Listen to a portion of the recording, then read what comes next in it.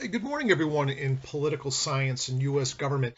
I'm going to put up a supplement to Chapter 2 based upon a couple of students' inquiries about, I really wasn't sure how to answer these homework assignment questions you have that came out of Chapter 2. I read the assignment, looked at your video. I might put up a video from YouTube that I use in a different course that's fantastic about the construction of the Constitution and what the framers were up against. But without identifying the student, I'm just going to tell you what the message was regarding the chapter and what they thought maybe would be beneficial for her and for the rest of the class. Let me see if I can find it here now. Basically, it said, you know, uh, what was it regarding the British? Did they truly deprive the colonists of their natural rights? And the second one, why didn't the original Constitution, I should say the original, that was the Articles of Confederation, but why didn't our Constitution as we have it today initially start off with the Bill of Rights, those protections against government overreach? And although I don't want to commingle it with a later chapter where we deal specifically with civil rights and civil liberties, it's an important question because it really was part of the animosity towards adoption of the Constitution by many of the anti-federalists. Federalists were in favor of the new Constitution. Anti-federalists were objecting to it. And what was their objection? Well, might as well deal with that question first, right? Why didn't we have an initial set of Bill of Rights? The framers were down in Philadelphia for months in the summer. It's hotter than heck. They're wearing formal wear and wigs and all that kind of stuff. And that's why I should put up this video, because I'm stealing it from this great video from the Annenberg collection on the Constitution. It's basically supported by Constitution Hall and other philanthropist groups that have an objective, non-political view of understanding why the Constitution was created when it was and how it was. Great video, very entertaining in my opinion as well too. I have it in my history of the Constitution class, so I'll put it in Blackboard as well for you to look at, so you get better meaning in preparation for the first quiz, which is on chapters 1 through 3. So the framers are down there. They're trying to figure out a framework of government that's going to work for the nation. The Articles of Confederation aren't strong enough. They're in there. They're figuring out checks and balances, not the complete checks and balances. The courts don't come until much later, actually, until a famous case comes down in the early 1800s called Marbury versus Madison. But there's checks and balances between the executive, the president. There's checks and balances between within the legislature itself by having a bicameral legislature. We have a House of Representatives that directly represents the people. We have a Senate that in its initial stages was not picked by the people directly, but picked by state governments, and they would choose the 2 senators from each state. And there's all this compromise going on over whether or not enslaved people will be counted for the census, whether they be counted as a whole person or as a proportional person. We know one of the big compromises was the 3/5 compromise. But there's other compromises as well. How will we make up representation? Do representatives have to live within their home state? Do they have to be a certain age? Do they have to be citizens for a period of time? And we know all those things are hashed out over several months in the summer of Philadelphia in 1787. They worked very hard. All of these compromises are being hammered out, and they finally come up with the structure of government. They're relieved. They're saying, we're going to send it back not to the states. We're going to send it back to the people to determine whether or not this document should be adopted as our new framework of government, sharing between state and federal authority on different questions. A government of limited authority. States are going to have reserved sovereignty. It's going to be called dual sovereignty between states and the federal government on some level. And so they're wrapping things up. And when they're leaving, someone says, well, what about a Bill of Rights? What about ensuring that certain inalienable qualities that we think are so sacred should be embodied in this document? And there was one theory, and it's a pretty significant theory, it's very popular, that the framers of our Constitution were just too tired and worn out after creating the structure of government to think that they could sit down and hash out what should be included, what shouldn't be included, what should the language be in a set of Bill of Rights, for lack of a better way of summarizing it. I'm not sure I'm crazy about that theory. Some truth to it probably, but I think the stronger argument is that the framers saw the new national government as being a narrow government, a government of limited authority. They're going to deal with things like commerce between the states, commerce between foreign nations and our new nation, the ability to do taxation and raise revenue, the ability to raise armies, coinage of money, some of the standardized things that a federal government needs to have the power to do, but no more. And so the view was that the federal government's going to be made up of citizens from the states, the likelihood of the federal government encroaching on certain inalienable rights would be very unlikely. That was the argument. And the majority of the members at the Constitutional Convention down in Philadelphia in 1787 thought that was probably true. The likelihood of needing a set of Bill of Rights would be redundant because the states already had Bill of Rights for state sovereignty questions, and the federal government would unlikely be able to impinge upon those rights because it would be made up of citizens from each state. And secondly, it's a government of limited authority. Well, if you get into the history of the making of the Constitution, a lot of people didn't buy that, and many people down in Philadelphia refused to sign the new proposal or endorse the new proposal because it lacked a Bill of Rights. And when it went around to the states, that was a core aspect of the debate over the adoption of the new federal Constitution, that it lacked a set of Bill of Rights. And so those that were strongly anti-federalist, they just thought the new federal government was going to be too powerful, too much state sovereignty to be given up, local rule would be lost.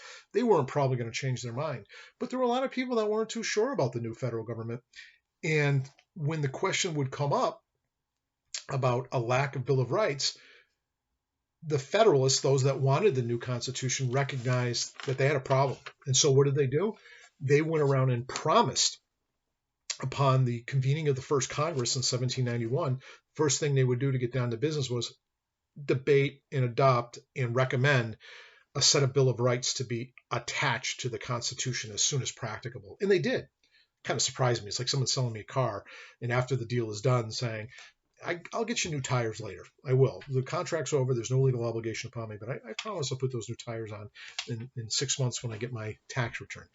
But back then, you got to remember the framers, the ones that are creating the Constitution, are going to be the next leaders of our nation. They're going to be in the Congress. They're going to be one of the George Washington will be the president of the United States.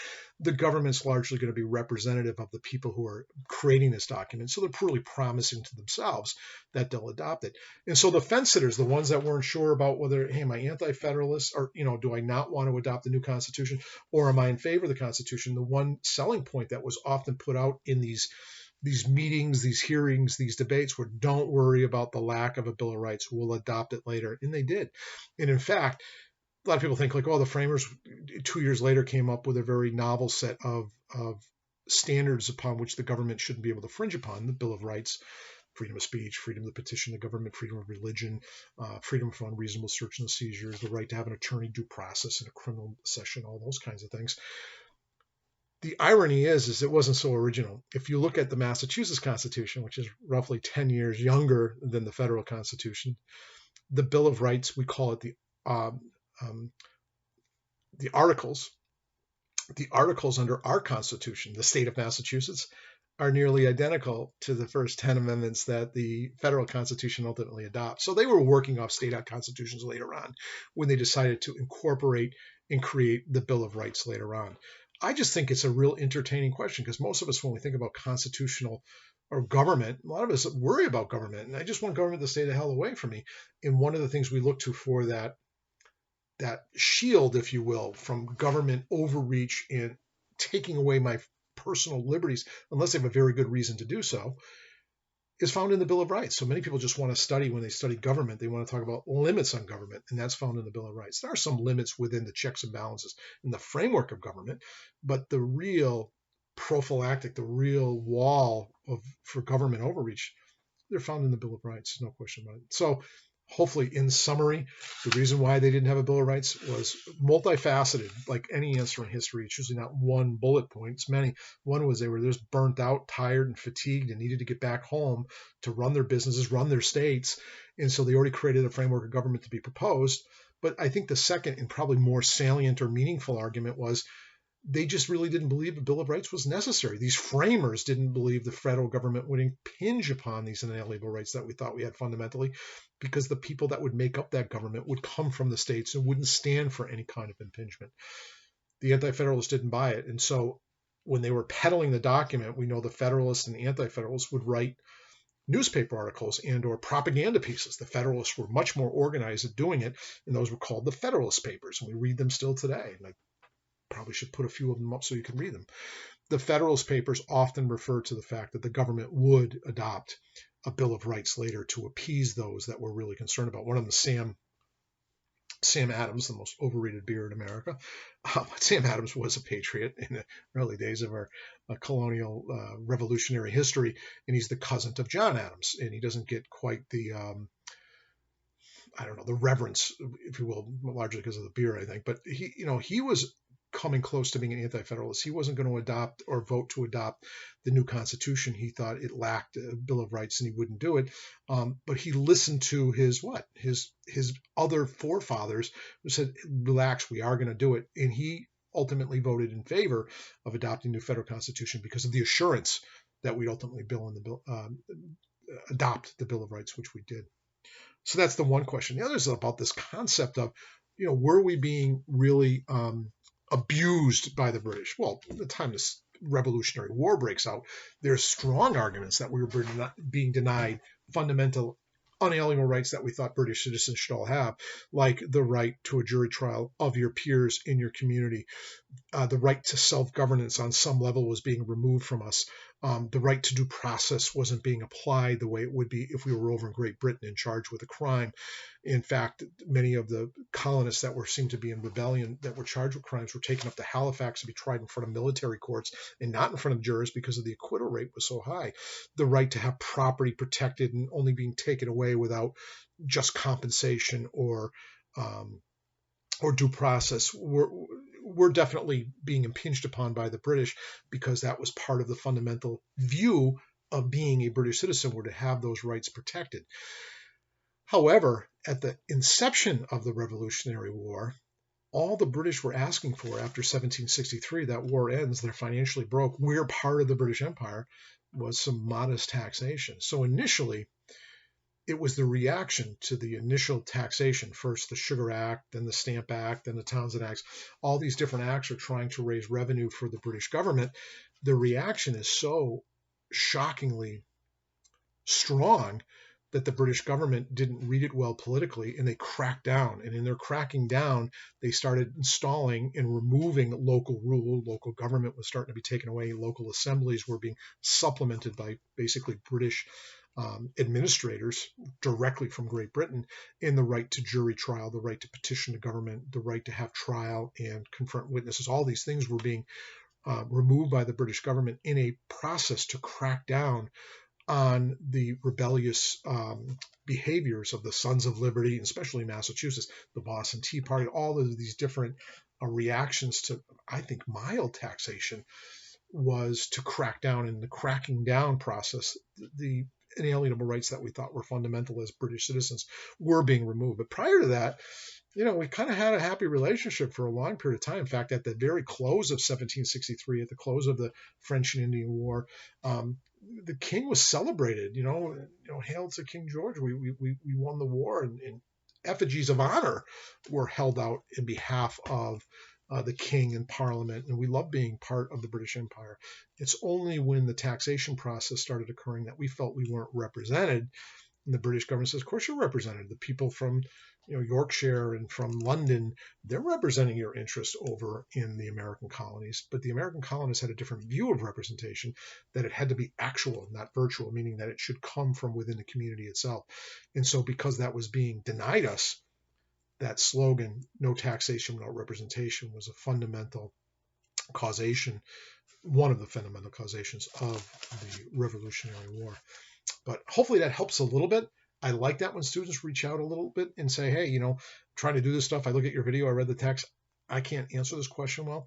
Do the best you can. I'm a very liberal grader. I don't try to advertise that too much in terms of the homework. It's that good faith effort to try to answer these prompts to come to a conclusion. And then when you get feedback from me, hopefully you'll see clarity in what some of these fundamental historical principles and governmental structure mean and how they're applied. Other than that, be well. I kept this one a little shorter. I'm trying to do better at that. And I'll be putting up a video shortly on chapter 3, which is federalism. Be well.